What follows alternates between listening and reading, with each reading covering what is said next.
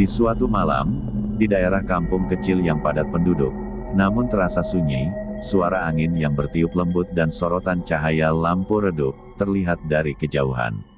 Di pekarangan rumah tua Mbok Siti di kampung dekat Pasar Legi, ada sebuah warung kopi tua, yang sudah reot dengan pagar dari tenda-tenda yang sudah sedikit lapuk. Warung kopi Mbok Siti hanya buka setelah maghrib sampai tengah malam. Malam itu, udara dingin menyelimuti setiap sudut. Hujan gerimis masih mengguyur pelan-pelan di luar. Dedaunan berembun, jalanan tanah sedikit basah dengan suara-suara burung dan jangkrik terdengar begitu nyaring di telinga. Membuat suasana di kampung semakin terasa lebih dingin dan sunyi. Pak Kadir, seorang pedagang ikan yang baru pulang dari pasar, mampir ke warung Mbok Siti. Seperti biasa, Pak Kadir memesan kopi dan gorengan hangat. Saya pesan kopi hitam Mbok, sama gorengannya 5 aja. Iya, ditunggu sebentar. Lalu Pak Kadir melihat ada seorang wanita tua mengenakan kebaya merah dengan rambut panjang yang jatuh hingga pinggang. Duduk sendirian di sudut paling dalam. Wanita itu tidak pernah memalingkan wajahnya, hanya menunduk dan diam-diam menyendok teh hangatnya. Siapa wanita itu ya Mbok Siti? Tanya Pak Kadir sambil menggosok tangannya yang dingin. Mbok Siti terdiam sejenak sambil melirik pelan Pak Kadir. Mbok Siti mendadak jadi gelisah, menoleh ke arah wanita itu lalu pelan-pelan berkata pada Pak Kadir, "Jangan lihat terlalu lama, Pak Kadir.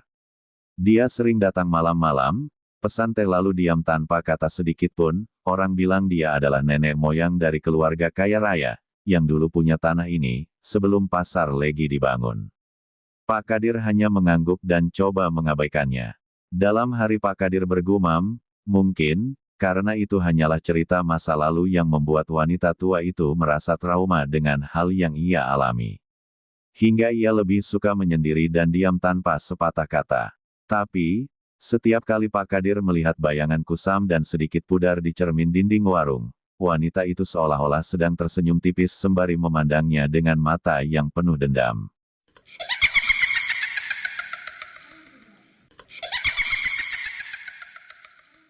Setelah 1 jam berlalu, saat Pak Kadir mau pulang, ia melihat jejak tapak kaki tanpa alas di tanah basah depan warung kopi Mbok Siti.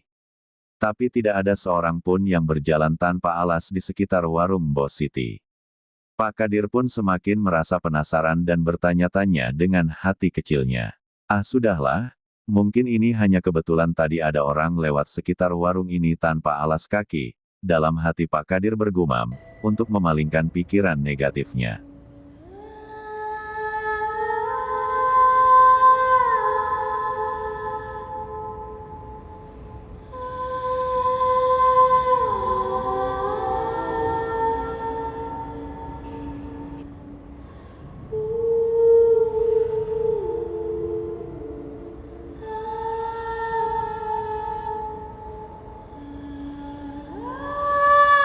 Keesokan harinya, Pak Kadir kembali beraktivitas seperti biasa, jualan ikan di Pasar Legi, lalu bertemu dengan kakek Darmo pedagang sayur. Pak Kadir pun menceritakan kejadian semalam di warung Mbok Siti, yang sampai saat ini masih jadi bayang-bayang di benak Pak Kadir. Kakek Darmo yang sudah berusia sekitar 80 tahun, dan tahu banyak cerita lama di kampungnya. Ketika Pak Kadir beritahu tentang wanita kebaya merah yang semalam ia lihat di warung Mbok Siti, kakek Darmo langsung menarik napas dalam.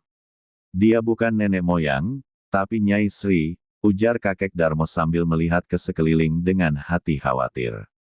Puluhan tahun yang lalu, Pasar Legi adalah tanah milik keluarga Nyai Sri. Mereka sangat kaya raya, juga sangat baik hati, selalu membantu orang miskin dan yatim piatu di sekitar daerahnya. Namun, ada sekelompok pedagang yang iri dengan kekayaan keluarga Nyai Sri, lalu diam-diam mereka merencanakan rencana jahat, mereka menyebarkan kabar bohong bahwa keluarga Nyai Sri bisa kaya raya karena adanya hal-hal mistis untuk pesugihan, dan menyembah sesuatu yang sesat, lalu warga pun dikit demi sedikit semakin percaya dan yakin dengan kata-kata bohong yang disebarkan olehnya, setelah berita bohong itu tersebar luas sampai kampung sebelah. Lalu mereka bersepakat, ingin mengusir keluarga Nyai Sri dan membakar rumah mereka pada malam hari dengan hujan gerimis. Namun, Nyai Sri berhasil melarikan diri dengan anak perempuannya yang masih kecil di kala itu, tapi suaminya terbakar hidup-hidup di dalam rumahnya saat ia tertidur pulas. Setelah itu, Nyai Sri dan anaknya menghilang tanpa jejak. Warga beranggapan kalau semua keluarga Nyai Sri sudah tewas di dalam rumahnya. Dan warga pun merasa lega, karena telah menghilangkan keluarga dengan aliran sesatnya.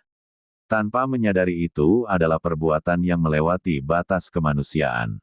Tapi, ada sebagian warga yang kenal dekat dengan Nyai Sri, merasa sakit hati karena warga telah melakukan hakim sendiri tanpa cari tahu kebenarannya terlebih dahulu.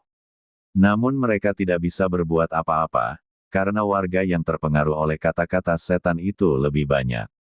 Setelah beberapa tahun berlalu, orang-orang bilang, bahwa setiap kali hujan gerimis seperti malam kejadian itu terjadi, Nyai Sri akan muncul kembali di sekitar Pasar Legi, mencari anaknya yang hilang terpisah di kala itu, dan membalas dendam pada mereka yang telah melakukan hal buruk yang terjadi pada keluarga Nyai Sri di masa lalu.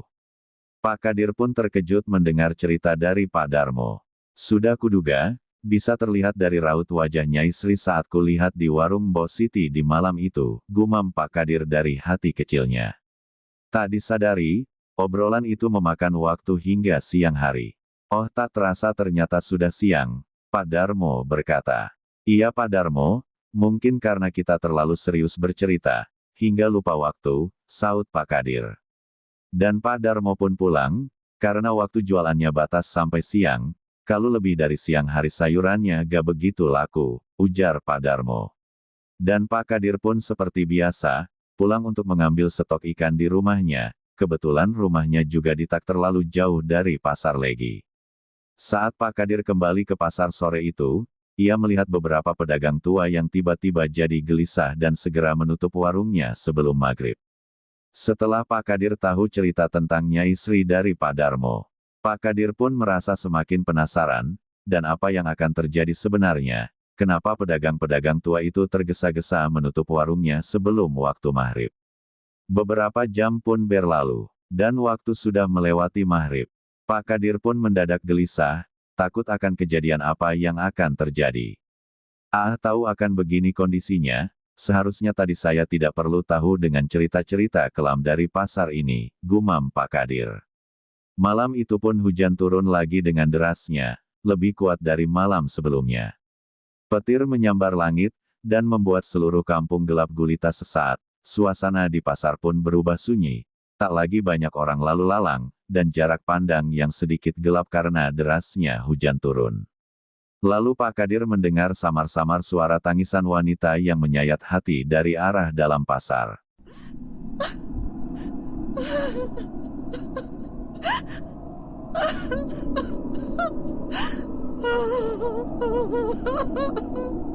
Hati Pak Kadir pun merasa begitu penasaran, lalu ia merasa terpanggil untuk melihatnya, meskipun Pak Kadir tahu itu sangat berbahaya.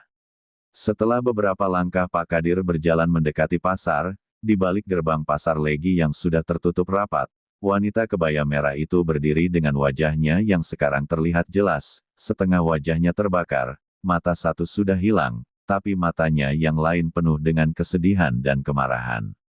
Di sisi kanannya, ada bayangan kecil seorang anak perempuan yang sedang menangis. Pak Kadir tercengang, tak mampu menggerakkan kakinya, tak mampu berbicara, tubuh terasa kaku hingga ia tak bisa menggerakkan seluruh tubuhnya. Seakan-akan dunia telah tertutup dari pandangan Pak Kadir, dan hanya wanita menyeramkan itu yang bisa ia lihat. Keringat dingin dan tubuh bergetar, namun Pak Kadir hanya bisa pasrah dengan keadaan. Ya Allah, aku ikhlas.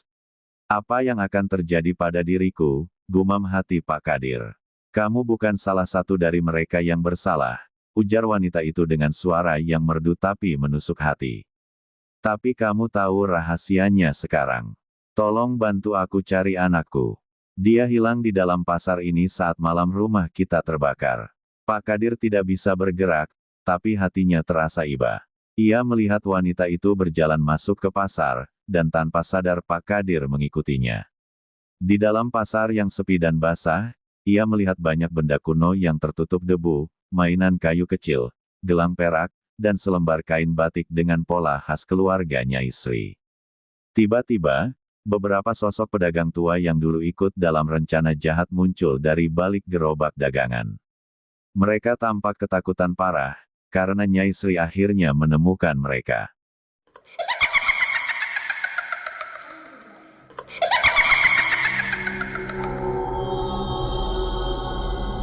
"Loh, kenapa mereka semua ada di sini?" gumam Pak Kadir. Ia pun merasa bingung, sangat dibuat bingung dengan situasi yang sedang terjadi. Padahal mereka semua sudah tutup dagangan mereka dari sore tadi, dan mereka sudah bergegas pulang dari pasar, kenapa bisa ada di sini? Pikiran Pak Kadir pun tak sanggup menangkap hal yang di luar nalar, kenapa ini semua bisa terjadi. Pak Kadir hanya bisa pasrah dengan tubuh lemas, dan menunggu apa yang akan dilakukan Nyai Sri kepada pedagang-pedagang tua itu. Dendam sudah cukup lama, tapi kejahatanmu tidak akan terhapus oleh berjalannya waktu. Teriak Nyai Sri. Tiba-tiba angin kencang berhembus di dalam pasar, tanpa adanya hembusan kecil dan tanpa adanya hembusan halus terlebih dahulu. Seperti angin bel seperti biasanya yang kita rasakan pada umumnya, barang-barang dagangan pun terbang ke sana kemari. Para pedagang itu berteriak dan berlari ke sana kemari untuk menjauh dari pasar, tapi jalan keluar seolah-olah hilang. Namun, hati Pak Kadir tetap merasa tenang di tengah situasi panik-paniknya pedagang lain berlarian. Mungkin karena Pak Kadir sudah ikhlas di hatinya dengan apa yang akan terjadi, atau karena Pak Kadir tidak ikut terkait dalam masalah yang dilakukan pedagang-pedagang tua itu. Lalu Pak Kadir melihat anak kecil itu berdiri di atas sebuah gerobak tua. Dalam hati Pak Kadir bertanya, itu anak kecil yang dimaksud Nyai Sri, atau anak dari pedagang-pedagang tua itu? Lalu ia mendekatinya dan melihat bahwa anak itu hanya sebuah bayangan, bukanlah nyata. Pak Kadir terkejut, ini pasti anak dari Nyai Sri, iya benar ini anak Nyai Sri yang hilang itu, gumamnya. Ibu mencari kamu, ujar Pak Kadir dengan nada bicara lembut. Bayangan anak itu menoleh ke arah Pak Kadir sembari tersenyum manis, dan Pak Kadir menunjuk ke arah Nyai Sri dan tersenyum dengan anak itu, lalu anak tersebut perlahan mendekat ke ibunya dan menghilang bersama wanita itu. Sebelum hilang, Nyai Sri melihat ke arah Pak Kadir dan mengangguk perlahan sebagai tanda terima kasih. Setelah menghilangnya Nyai Sri, entah kenapa tiba-tiba pintu pasar kembali terlihat. Para pedagang tua itu pun akhirnya bisa keluar dari pasar dengan tergesa-gesa dan perasaan panik. Dan para pedagang tua itu pun berencana tidak akan pernah lagi datang ke pasar lagi, karena khawatir bakalan kembakinya wanita itu dan membunuh mereka semua. Ini hanya peringatan awal. Kalau kalian masih menginjakan kaki di tanah ini, aku tidak akan segan-segan.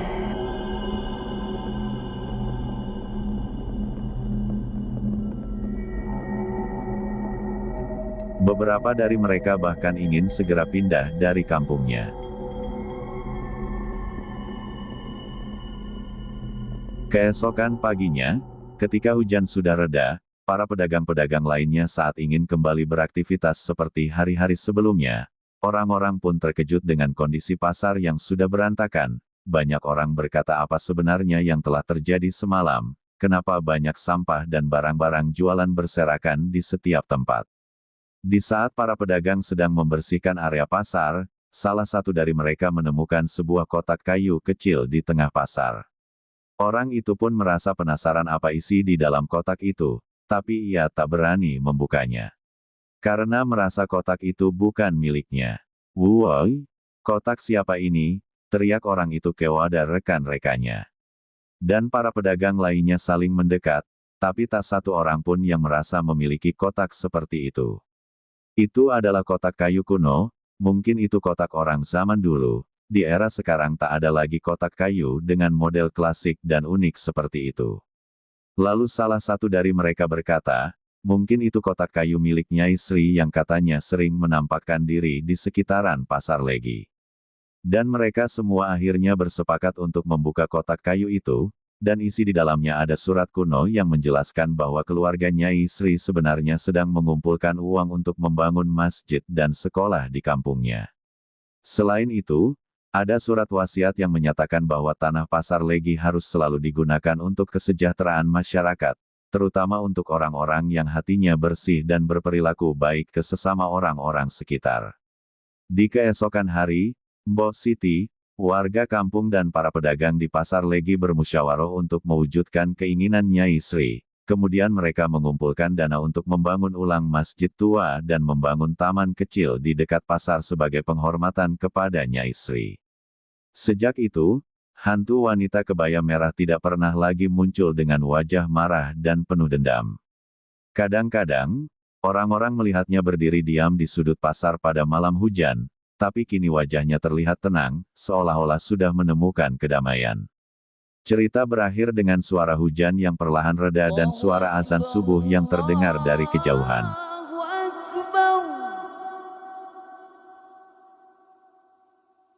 Allahu Akbar,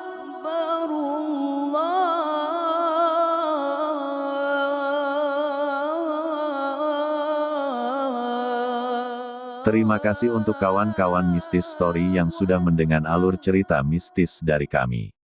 Pelajaran yang perlu kita ambil. Jangan mudah terjerumus omongan orang lain, sebelum kita benar-benar tahu hal yang sebenarnya. Mohon dukungannya dengan like, komen dan subscribe channel ini, agar saya tetap semangat mencari sumber-sumber kisah mistis berikutnya. Sekian, wassalamualaikum warahmatullahi wabarakatuh.